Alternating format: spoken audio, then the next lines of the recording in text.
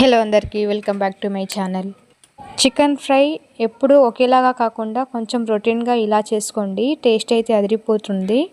ఎటువంటి మసాలాస్ యూజ్ చేయకుండా ఒక్కసారి ఇలా ట్రై చేస్తే పదే పదే చేసుకొని తింటారు, అంత బాగుంటుంది.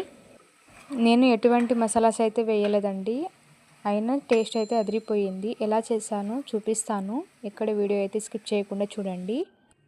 మనం ముందుగా అయితే కొత్తిమీర అలాగే పచ్చిమిరపకాయలు 2 టమాటోస్ తీసుకొని మిక్స్ అయితే పట్టుకోవాలి. మీకు కావాలంటే పుదీనా అయినా వేసుకోవచ్చు. ఇక్కడ నేనైతే పుదీనా అయితే వేయట్లేదు. దాన్ని మిక్సీ పట్టి అయితే పక్కన పెట్టుకోవాలి. ఆ తర్వాత ఒక ప్యాన్లో అయితే ఆయిల్ అయితే వేసుకోవాలన్నమాట. ఆయిల్ అయితే ఎక్కువనే పడుతుంది దీంట్లోకి. నేను ఇక్కడ 1/2 kg చికెన్ అయితే తీసుకుంటున్నాను. అందుకే నేను 4 టేబుల్ స్పూన్ ఆయిల్ వేసుకొని, ఆయిల్ వేడి అయ్యాక దాంట్లో కరివేపాకు వేసుకొని, కరివేపాకు కొంచెం గోల్డెన్ కలర్లో కాలేంత వరకు అయితే పెట్టుకోవాలి.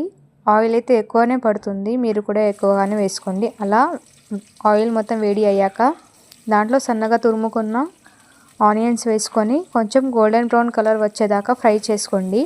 అప్పుడే మనకు టేస్ట్ అనేది బాగుంటుంది, అలాగే గ్రేవీ అనేది కొంచెం తిక్కుగా అవుతుంది. అలా ఫ్రై చేసుకున్న తర్వాత దాంట్లో కడిగి పెట్టుకున్న చికెన్ని వేసుకొని దాంట్లో మొత్తం వాటర్ రిలీజ్ అయ్యేంత వరకు అయితే కలుపుకోండి.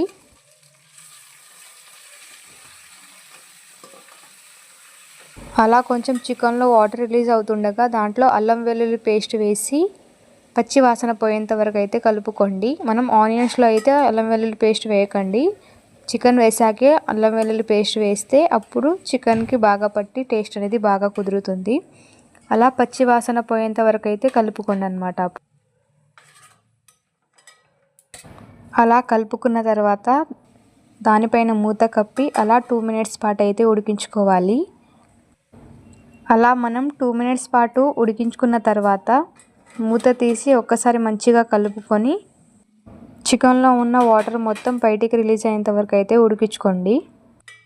అలా చికెన్లో మొత్తం వాటర్ రిలీజ్ అయిన తర్వాత దాంట్లో కొంచెం పసుపు అలాగే దాంతోపాటు తగినంత ఉప్పు వేసుకొని మంచిగా కలుపుకోవాలి.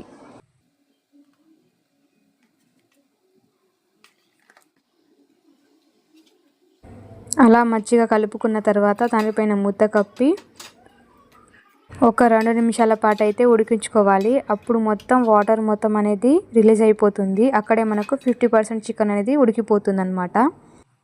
అలా 2 minutes పాటు ఉడికించుకున్న తర్వాత మూత తీసి ఒకసారి మంచిగా అయితే కలుపుకోవాలి. అలాగే మనం ముందుగా టమాటో కొత్తిమీర మిశ్రమాన్ని మిక్సీ పట్టి పక్కన పెట్టుకున్నాం కదా, అది చికెన్లో వేసుకొని ఆ చికెన్లో మొత్తం వాటర్ ఇంకిపోయేంత వరకు అయితే ఉడికించుకోవాలి. మంచిగా అయితే కలుపుకొని మూత కప్పి అయితే ఉడికించుకోండి. ఇలా ఆయిల్ అనేది పైకి తేలేంత వరకు అయితే ఉడికించుకోండి. అప్పుడే మనకు చికెన్ అనేది పర్ఫెక్ట్గా కుక్ అవుతుంది. మనం దీంట్లో కొంచెం కూడా వాటర్ వేయట్లేదు, చికెన్లో ఉన్న వాటర్తోనే మనకు చికెన్ అనేది కుక్ అయిపోతుంది. ఆ తర్వాత మనము దాంట్లో కొంచెం ధనియాల పొడి, దాంట్లో కొంచెం గరం మసాలా అలాగే చికెన్ మసాలా వేసుకొని వాటర్ ఇంకిపోయేంత వరకు అయితే మూత కప్పి ఉడికించుకోండి. మనం మధ్య మధ్యలో కలుపుతూ ఉండాలి, లేకపోతే కింద మాడిపోతుంది. అందుకే మనం మధ్య మధ్యలో కలుపుతూ మనం దాంట్లో ఉన్న వాటర్ మొత్తం ఇంకిపోయేంత వరకు అయితే ఉడికించుకోండి.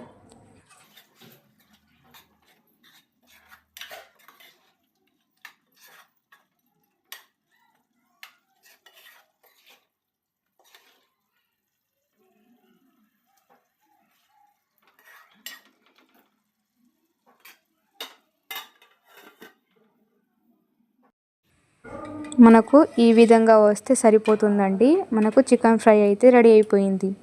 అంతే అండి, చాలా సింపుల్గా అయితే చేసుకోవచ్చు. మీరు కూడా తప్పకుండా ట్రై చేయండి.